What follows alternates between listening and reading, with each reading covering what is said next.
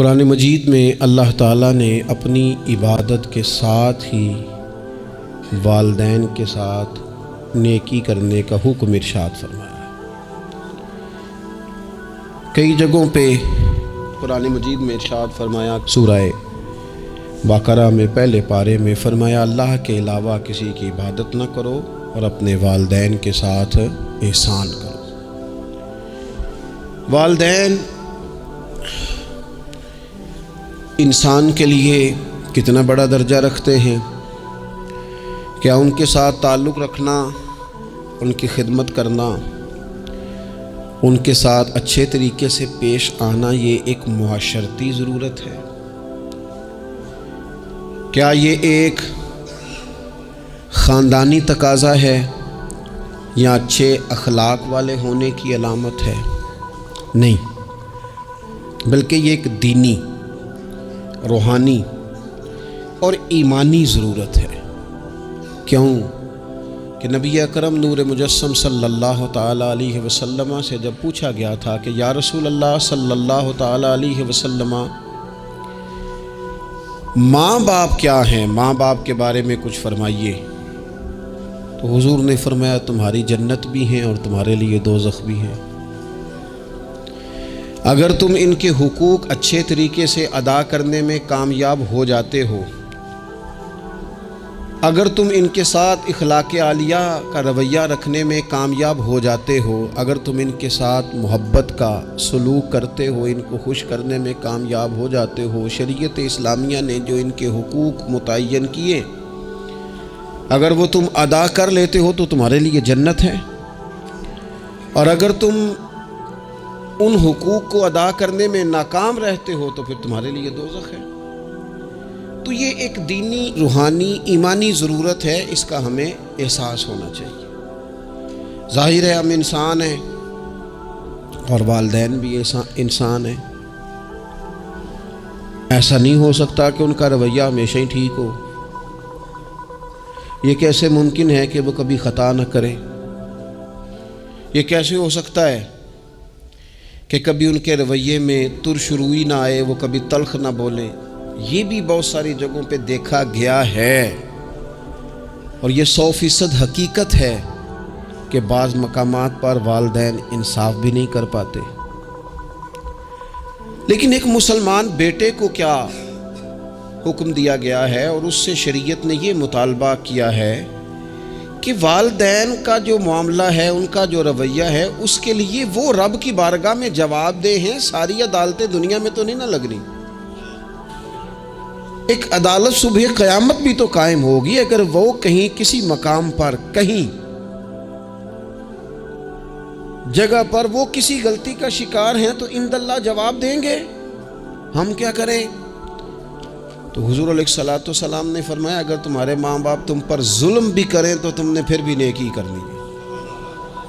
تمہارے رویے سے خیر ہی پھوٹنی چاہیے، تمہارے لب و لہجے سے ان کے لیے ہمیشہ خوبصورت رائے کا اظہار ہی ہونا چاہیے، تمہارے بازو ان کے لیے ہمیشہ کھلے رہنے چاہیے،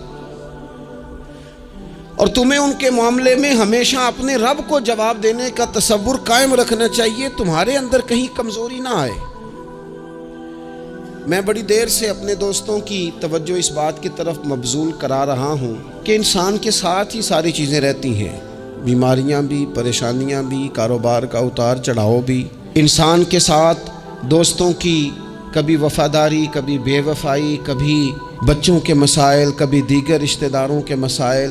اسے حکم یہ دیا گیا ہے، اسے سمجھایا یہ گیا ہے کہ وہ کسی ایک چیز میں الجھ کر باقی چیزوں کو بھولنا نہ شروع کر دے، کسی ایک پریشانی، ایک آزمائش کی وجہ سے اپنی زندگی کے سارے معاملات کو داؤ پہ لگانا نہ شروع کر دے، بلکہ وہ اپنے دل کو، اپنے سینے کو، اپنی طبیعت کو کشادہ رکھے۔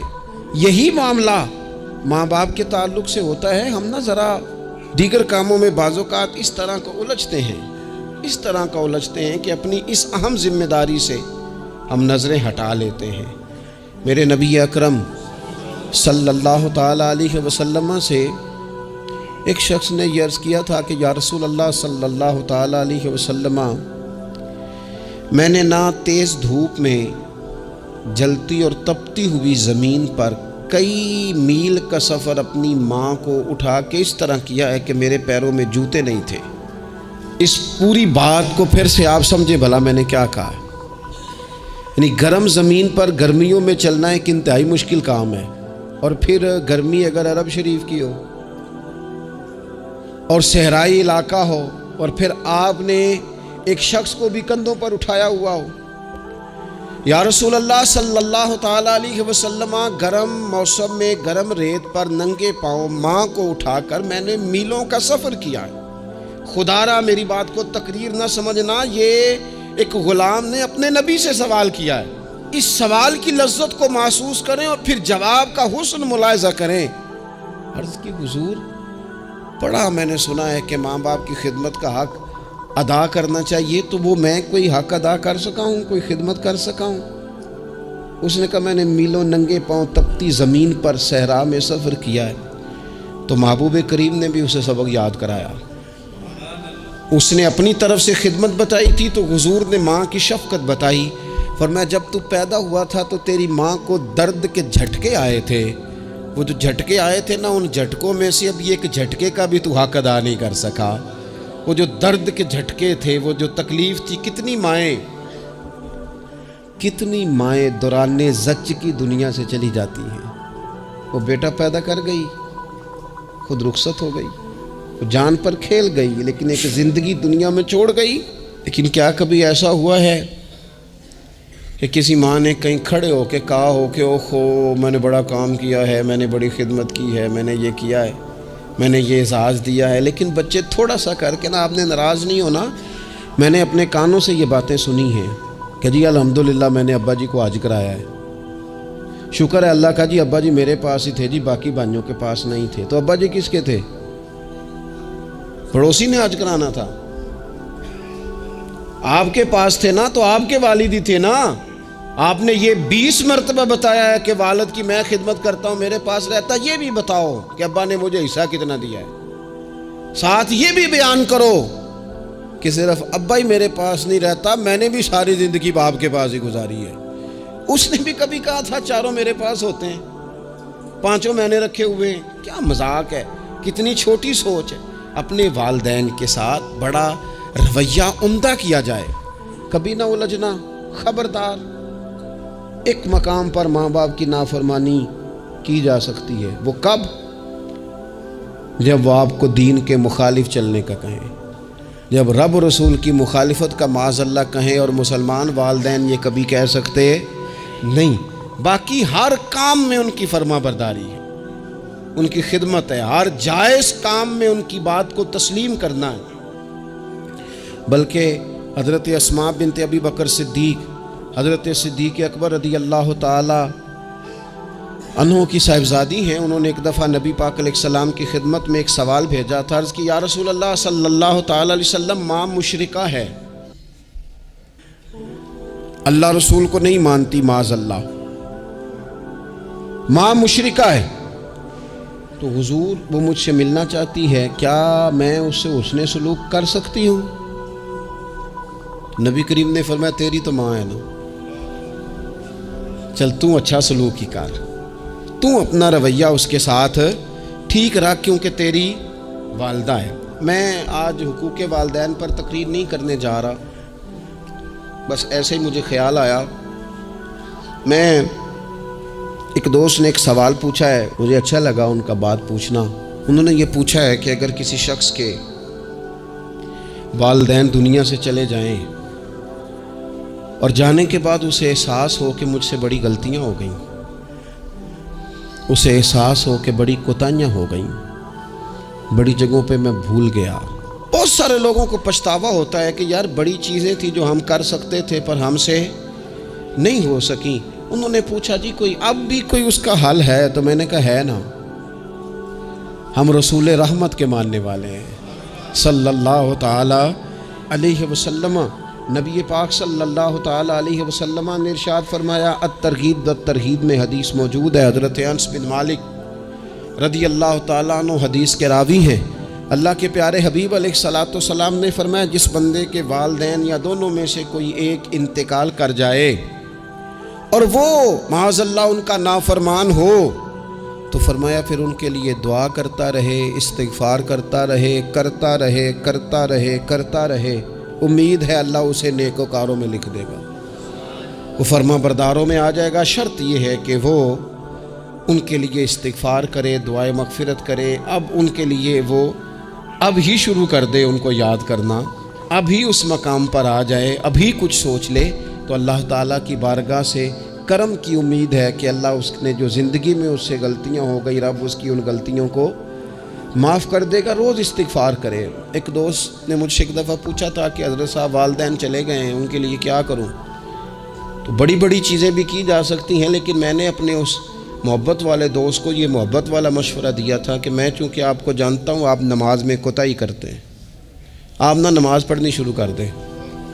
وہ کہنے لگے جی وہ تو میں پڑھوں گا، والدین کے لیے کیا کروں؟ میں نے کہا نماز پڑھیں، ہر نماز کی آخری رکعت میں کہو گے نا ربنا اغفر لی ولوالدیّ، کہو گے نا ہر نماز میں، تو کتنا بڑا اجر ملے گا آپ کے والدین کو۔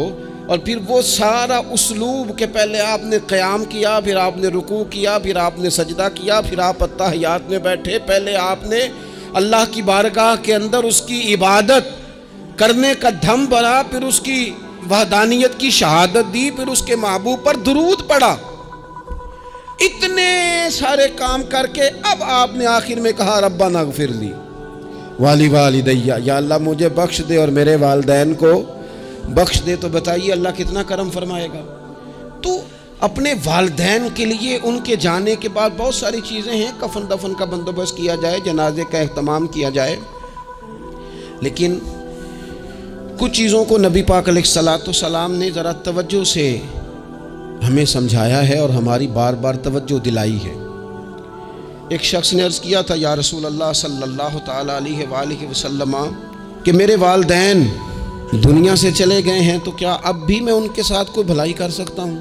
اچھا پہلے میں آپ سے ایک بات عرض کروں، ہمیں موقع ملتا ہے ختمات شریف پہ جانے کا، اِصال ثواب کی مجالس میں حاضری کا، اور پھر اللہ تعالیٰ یہ بھی موقع دیتا ہے کہ بعض اوقات مسلمانوں کے لیے دعا کرتے ہیں اور ہمارے ذمے لگا دیا جاتا ہے کہ جناب اتنا اِصال ثواب کرنے کے لیے اہتمام کیا گیا ہے تو یہ آپ کر دیں۔ تو ہم پتہ کیا کرتے ہیں، ہم کہتے ہیں کہ جناب جانے والے کا نام بتاؤ، نام بتاتے ہیں تو ہم فلاں بن فلاں کہہ کے جو نام بتایا جاتا ہے ان کے لیے دعا کر دیتے ہیں، لیکن جب والدین کے لیے دعا کرتے ہیں پھر نام تو نہیں نہ لیتے، پھر کیا کہتے ہیں یا اللہ میرے والد کو بخش دے، میری والدہ کی مغفرت۔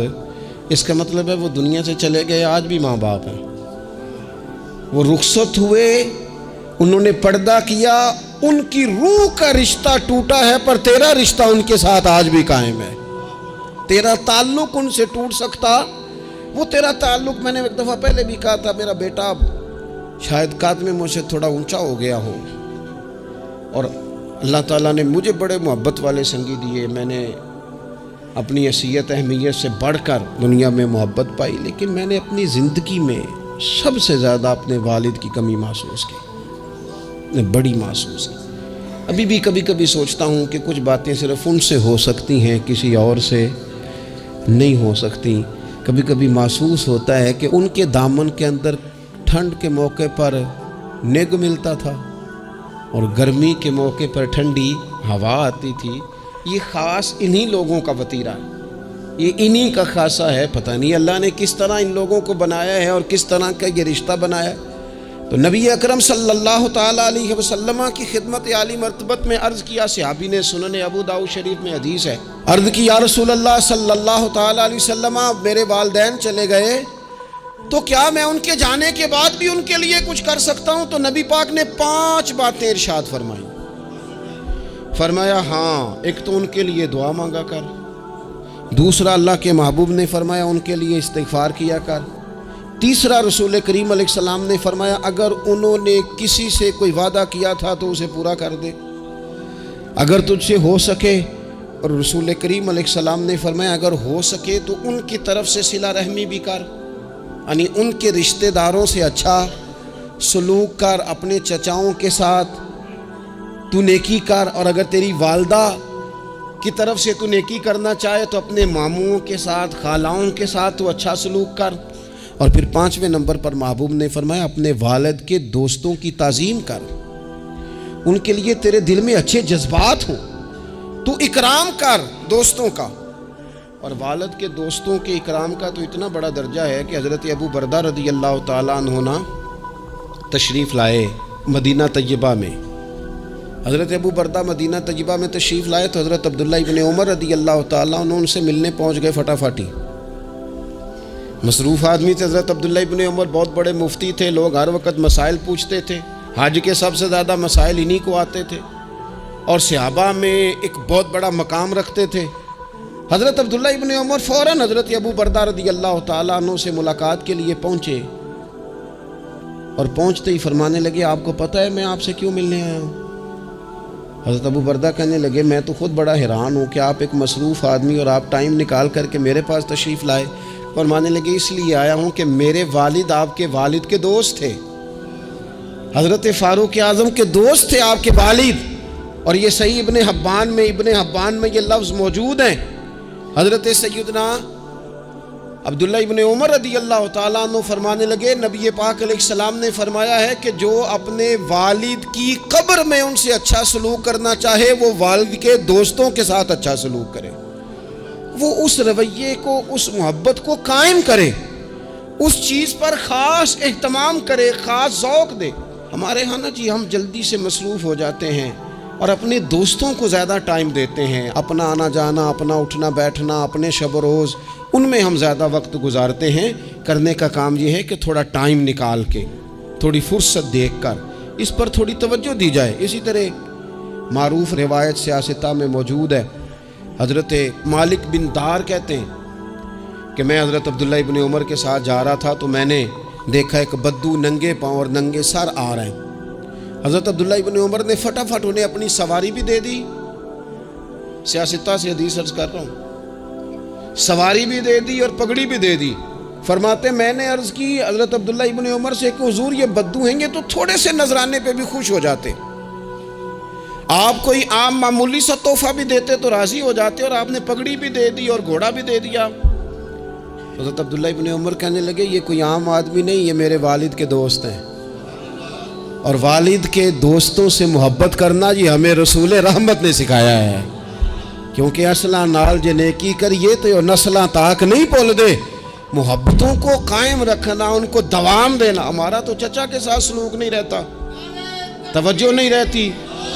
ہم نے اصالِ ثواب کا جو مفہوم بنا لیا ہے وہ بڑا گڑبڑ ہے۔ اگر تو کسی کے پاس بہت زیادہ پیسے ہوتے ہیں تو وہ اصالِ ثواب کی محفل ویسے ہی ایک سیاسی اجتماع بن جاتی ہے، اور جو عام لوگ ہیں ان کا زور کہیں نہیں چلتا تو چلو مسجد میں تو چلتا ہی ہے نا، وہ آ کے کہتے ہیں مولوی صاحب کو کہ بچے بھیجیں اور پورا قرآن پاک پڑھانا ہے ہم نے۔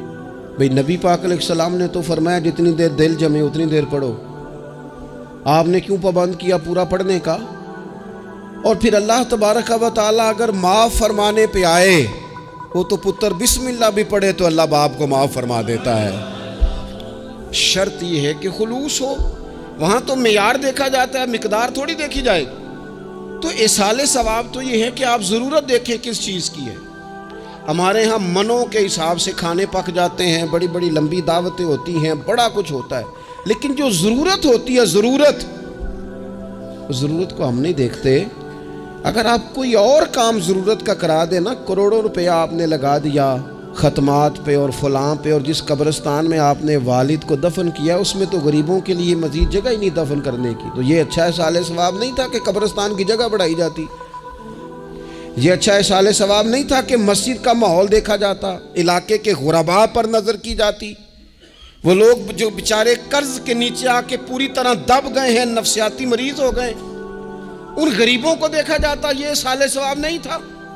آپ دیکھیے حضرت سعد رضی اللہ تعالیٰ عنہ نے حضور کی بارگاہ میں عرض کی یا رسول اللہ صلی اللہ تعالیٰ علیہ وآلہ وسلم، میری ماں ایک غلام آزاد کرنا چاہتی تھی، اگر میں ان کی طرف سے وہ غلام آزاد کر دوں۔ موطا امام مالک میں روایت موجود ہے، اب غلام آزاد جب آپ کر دیتے تھے نا، آج کل تو غلام بکتے نہیں، لیکن ایک قسم غلامی کی آج بھی ہے، بتا دوں آپ کو، وہ جو بندہ ایڈوانس نہیں لے لیتا بیچارہ 4 لاکھ روپیہ، پھر اس کو تنخواہ بھی پوری نہیں ملتی، پھر اس کی جان بھی نہیں چھوٹتی، وہ کہیں اور جا بھی نہیں سکتا. بھئی آپ ایڈوانس دیں گے کسی کو، اس کو خرید تو نہیں نہ لیں گے، اس کی مجبوری تو نہیں نہ خریدیں گے، اللہ کو ناراض تو نہیں نہ کر لیں گے. آپ ایڈوانس دیں لیکن پھر اسے تنخواہ بھی تو اتنی دیں جتنی معاشرے میں روٹین سے ہوتی ہے. یا رسول اللہ اگر میں غلام آزاد کر دوں اپنی ماں کی طرف سے، چل تو بھی کسی کو ایڈوانس معاف کر دے ماں باپ کی طرف سے، چل تو بھی کسی کو چھوڑ دے قرضہ ماں باپ کی طرف سے چھوڑ دے، کچھ نہیں ہوتا. رسول کریم علیہ السلام کی بارگاہ میں عرض کی حضرت سعد نے، یا رسول اللہ صلی اللہ تعالی علیہ وسلم اگر میں اماں کی طرف سے غلام آزاد کروں تو ماں کو ثواب ملے گا؟ حضور نے فرمایا کرنا، ملے گا نا تیری ماں کو ثواب، کرنا، تم یہ اصال ثواب یہ والا اصال ثواب کرنا. حضرت سعد رضی اللہ تعالیٰ عنہ نے ایک مقام پر یہ بھی عرض کیا تھا، ابو داؤد شریف میں موجود ہے کہ یا رسول اللہ صلی اللہ تعالیٰ علیہ وسلم میری ماں کا انتقال ہو گیا، ان کی طرف سے کچھ کرنا چاہتا ہوں، کیا کروں؟ میں آپ سے عرض کرتا ہوں نا، تنقید کرنا تو آسان کام ہے، تو بنائے نا کسی مدرسے میں کمرہ جہاں طالب علم پڑھیں، والدین کی طرف سے بنائیں، جا کے دیکھو نا. یہ بات کرنا تو آسان ہے کہ ہسپتالوں میں ایک ایک بیڈ پہ 4 لوگ پڑے ہیں، تو آپ اپنے والد صاحب کی طرف سے ہسپتال میں 2 کمرے بنوا دینا، آپ کو 20 بیڈ پہنچا دینا.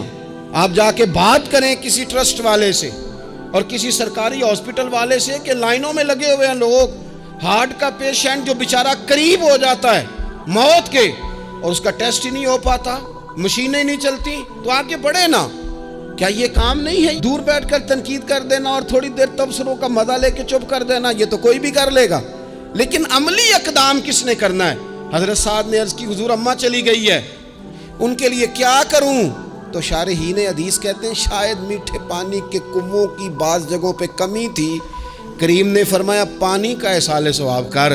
حضرت سعد نے اماں کی طرف سے پورا کنواں کھدوایا اور حضور نے نام رکھا، فرمایا یہ سعد کی ماں کے نام کا کنواں ہے، تو کر دیں اماں جی کے نام پر کوئی خیر کا کام. اگر اور کچھ نہ ہو سکے تو اگر گلی ہم نے تنگ کر دی ہے نا تو ابا جی کی طرف سے وہ کشادہ کر دیں، اس کا بھی ثواب ہوگا انشاءاللہ. 4 فٹ جگہ چھوڑ دیں تاکہ لوگوں کو آنے جانے میں آسانی ہو. جہاں جہاں آپ لوگوں کے لیے خیر کریں گے اس پہ اللہ اجر عطا کرے. تو اصال ثواب کی یہ والی صورتیں بھی اختیار کریں. پھر ٹائم نکال کر والدین کی قبر پر جائیں اور وہاں حاضری دیں. جو لوگ مزارات پر جانے کے شوقین ہیں وہ ضرور جائیں، میں بھی جاتا ہوں. اور میں آپ کو پہلے بھی کہہ چکا ہوں، میں داتا صاحب رحمۃ اللہ علیہ کبھی بھی اس طرح نہیں گیا کہ میں جلسے پہ گیا ہوں، محفل پہ گیا ہوں، کسی کام گیا ہوں تو حاضری دے لوں. میں سمجھتا ہوں یہ ٹھیک نہیں ہے. میں تو داتا صاحب اسپیشل جاتا ہوں. میں تو حضرت بابا صاحب بھی جب جاتا ہوں تو اسپیشل جاتا ہوں، اور میں جاتا بھی ہوں تو ان کی خدمات دینیہ کو، ان کی عظمتوں کو سلام کرنے جاتا ہوں. میں تو فیوزات روحانیہ کے لیے جاتا ہوں، ایز اے خاص جاتا ہوں، حاضری دیتا ہوں. یہ بڑا کمال بات ہے. لیکن آپ کو ایک بات عرض کروں، یہ اللہ والوں کے مزارات ہیں، ان پر ضرور جانا چاہیے. لیکن ایک بات یاد رکھنا، ہر بیٹے کے لیے اس کے باپ کی قبر مزار ہے، ہر بیٹے کے لیے اس کی ماں کی قبر مزار ہے. اس پر بھی حاضری دو. حاضری کا مزاج بناؤ. یہاں جا کر کے نا حاضری دے کے آؤ. میں قبرستان سے نکل رہا تھا تو ایک دوست نے مجھے کہا کہاں ہیں؟ میں نے کہا میں اپنے والد صاحب کی قبر پہ حاضری دے کے آ رہا ہوں. کہنے لگے ان کا مزار کہاں ہے؟ میں نے کہا وہ آپ کے لیے تو کوئی روایتی مزار نہیں ہے، وہ میرے لیے مزار ہے، کیونکہ میرے والد ہیں نا، وہ راضی ہوں گے تو رب راضی ہوگا. والدہ کے لیے نبی پاک نے فرمایا اس کے پیروں کے نیچے جنت ہے. تو جس کے پیروں کے نیچے تیری جنت ہے، بتاؤ اس کی قبر تیرے لیے مزار نہیں؟ اس کی قبر تیرے لیے باعث فیوز و برکات نہیں؟ تو نبی پاک صلی اللہ علیہ وسلم نے فرمایا ایک روایت میں، جو ہر جمعے والے دن اپنے والدین کی قبر پہ جائے گا، اللہ تبارک و تعالی جانے والے کی بھی بخشش فرما دے گا. تھوڑا سا نا مخصوص سا ٹائم نکالیں، کچھ تھوڑا سا ارادہ کریں، حاضری کا پروگرام بنائیں. ایک بات اور عرض کرنی ہے یہاں، اس کو میں بڑا ضروری سمجھتا ہوں آخر میں آپ کی خدمت میں عرض کرنا. ایک بات اچھی طرح سے طے کر لینا، کچھ چیزیں ایسی ہوتی ہیں جو ادھار ہوتی ہیں، کچھ ایسی ہوتی ہیں جو نقد ہوتی ہیں، بالکل نقد، ان میں ادھار نہیں ہوتا.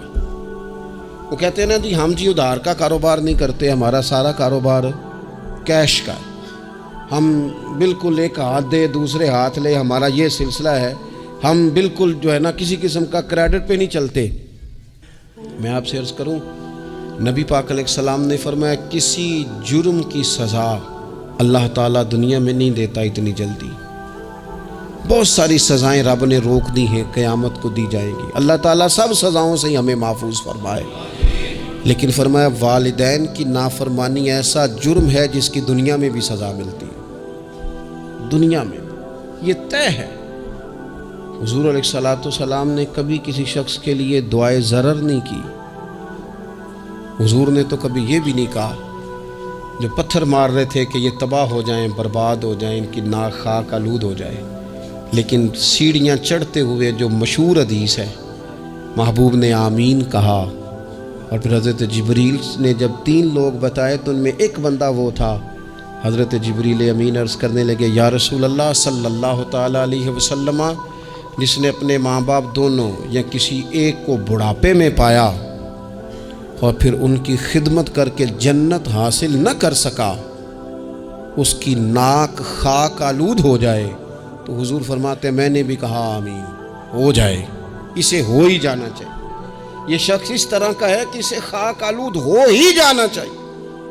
کبھی بھی زندگی میں اپنے والدین، کیا ہمیں دعا سکھائی قرآن پاک نے، کہا وَقُلْ رَبِّ ارْحَمْهُمَا كَمَا رَبَّيَانِي صَغِيرًا، آپ کہیے، آپ یہ دعا کیجئے کہ اے میرے پروردگار ان دونوں پر رحم فرما جنہوں نے بچپن میں مجھے پالا، ان دونوں پر رحم فرما۔ اپنے والدین کے لیے اپنے تھوڑے سے دل کو بڑا کریں، کچھ چیزیں اپنی زندگی میں طے کریں، کچھ معاملات اپنی زندگی میں۔ ہمارے ایک استاد تھے گوجرانوالہ میں، نام لیتا ہوں، حضرت مفتی عبداللطیف صاحب رحمۃ اللہ علیہ، یہ حضرت محدث اعظم کے شاگرد ہیں، اور اعلیٰ حضرت کے بڑے صاحبزادے حضرت حجت الاسلام مولانا حامد رضا خان صاحب رحمۃ اللہ علیہ کے یہ شاید واحد مرید تھے ہمارے شہر میں، مفتی عبداللطیف صاحب قادری حامدی۔ گوجرانوالہ میں شاید کوئی شخص ہو جس نے گوجرانوالہ میں پڑھا ہو تو وہ حضرت کا شاگرد یا شاگرد کا شاگرد، یہ ان کی زندگی تھی۔ ان کی والدہ کی بڑی لمبی عمر ہوئی تو ان کے بعض کلاس فیلو نا، استاد صاحب کہتے ہیں مجھے مذاق کرتے ہیں، وہ کہتے ہیں رات کو محفل پہ آنا ہے، تو استاد جی کہتے ہیں میں امی سے پوچھ کے بتاؤں گا۔ تو کہتے ہیں آپ کیا بات کرتے ہیں، اتنی آپ کی عمر ہو گئی، بچے آپ کے بڑے ہیں، پوتے آپ کے، پوتیاں نوازے، اور ابھی بھی امی سے۔ فرماتے اماں بوڑھی ہیں، ضعیفہ ہیں، میں نہیں نہ ہوتا تو پریشان ہو جاتی ہیں، دیر سے آتا ہوں تو سو نہیں پاتی، امی سے پوچھ کر بتاؤں گا۔ او دوستو، یہ لوگ شاید آج اسی لیے ان کے مزارات سے خوشبو زیادہ آتی ہے، شاید اسی لیے لوگ ان کا نام ممبروں پہ لیتے ہیں، جمعوں میں تذکرے کرتے ہیں، شاید اسی لیے ان کے لیے دعائیں زیادہ ہوتی ہیں، شاید اسی لیے ان کی اسناد زیادہ چلتی ہیں۔ کیا میرے رسول کریم نے فرمایا، حضور نے فرمایا صحابہ اگر میری والدہ موجود ہوتی نا اور میں تمہیں نماز پڑھانے آتا اور میں سورہ فاتحہ پڑھ لیتا اور میری ماں پردہ سرکا کے کہتی بیٹا ذرا میری بات سننا، تو فرمایا اللہ کی قسم نماز توڑ کے اپنی اماں کی بات سن کے آتا۔ آپ میری بات کو سمجھیں، اس مفہوم کو اپنی زندگی میں پیدا کریں، اور بالخصوص والدین رخصت ہو جائیں تو پھر تو زیادہ حق بنتا ہے کہ ہم تھوڑا اور زیادہ محتاط ہو جائیں۔ عرض یہ کرنا چاہتا تھا کہ جتنا ذکر آپ کے بچے آپ کے منہ سے اپنے والدین کا سنیں گے اتنا ہی وہ کل آپ کا کریں گے، جتنا وہ آپ کے ساتھ آپ کے والدین کی قبروں پہ جائیں گے اتنا ہی کل کو وہ آپ کی قبر پہ جائیں گے، جتنا وہ آپ کو دیکھیں گے اپنے والدین کے لیے سال ثواب کرتا اتنا ہی وہ آپ کے لیے کریں گے۔ یہ جو ہم کہتے ہیں نا بچے بعد میں دے دیں گے، پتر اتنے پیسے دے دینا میرے والوں، کوئی نہیں دینے انہوں نے، اس لیے کہ انہوں نے آپ کو اپنے والدین کی طرف سے کوئی صدقہ کرتے نہیں دیکھا، تو وہ آپ کی طرف سے کیوں کریں گے جی؟ یہ تو رواج ہے جو آپ نے ڈالنا ہے تو یہ گھر میں ڈل جانا ہے۔ اللہ تبارک و تعالیٰ کی بارگاہ میں دعا کرتا ہوں اللہ ہمیں سمجھ نصیب کرے۔